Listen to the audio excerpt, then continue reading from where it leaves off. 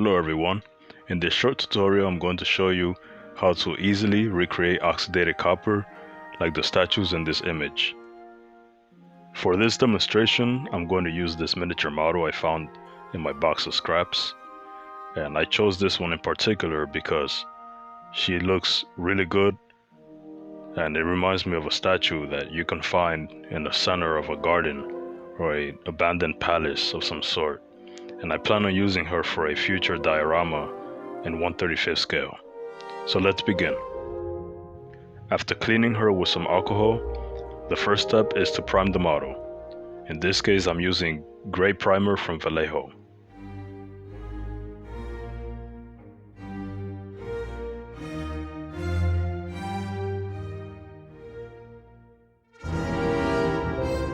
I let the model fully dry.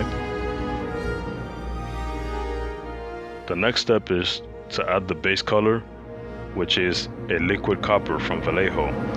This is a alcohol-based paint, and I really like it because it does not require too many layers for full coverage.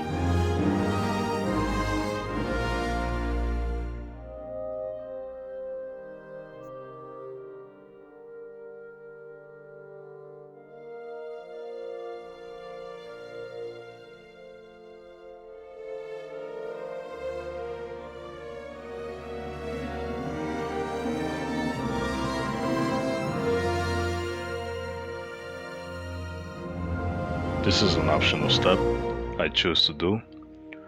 Here I have a dark and a lighter tone, and I'm just gonna create some shades and highlights just for the sake of it. It is not required, and perhaps you probably won't see much of it after you add the oxidated effect, but I just like to do it anyway. So I'm gonna go underneath and create shadowy areas, and with the lighter copper tone, I'm gonna go from above and just lightly sprinkle those raised areas.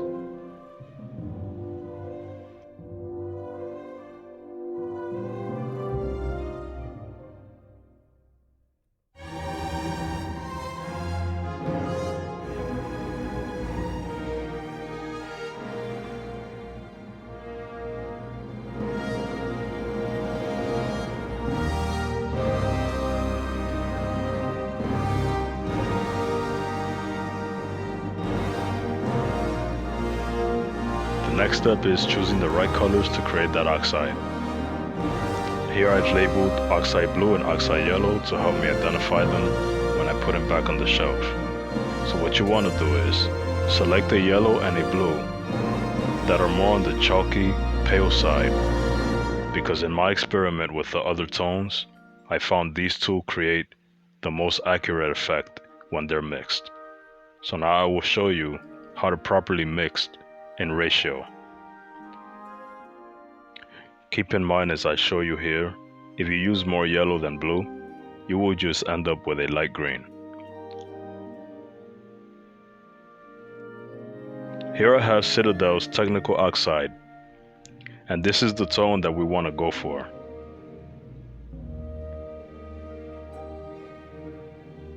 In order for us to get that, we will have to mix more blue than we did yellow in the first batch.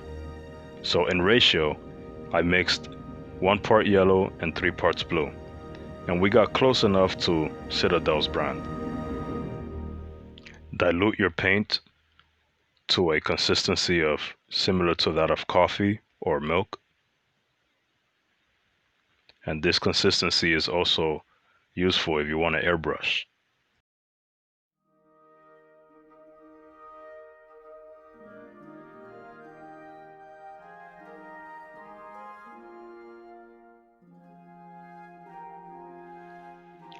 When applying the color,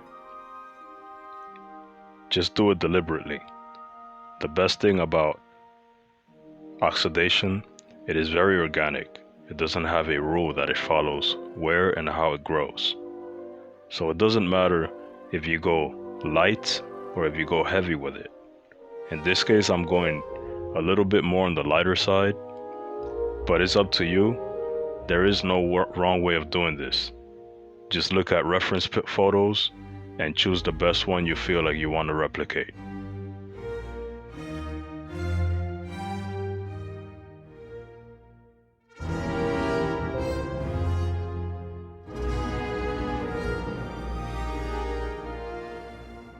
If you want to clean up some spots and expose a little bit more copper, just take a wet brush and work the oxidated color off from that spot.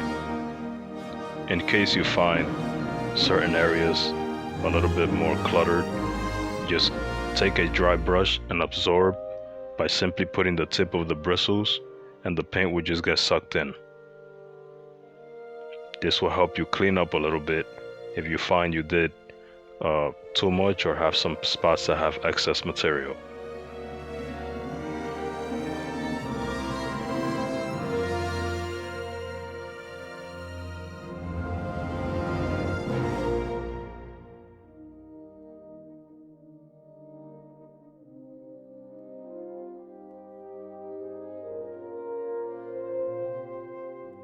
After letting it dry fully, I am very pleased with the results.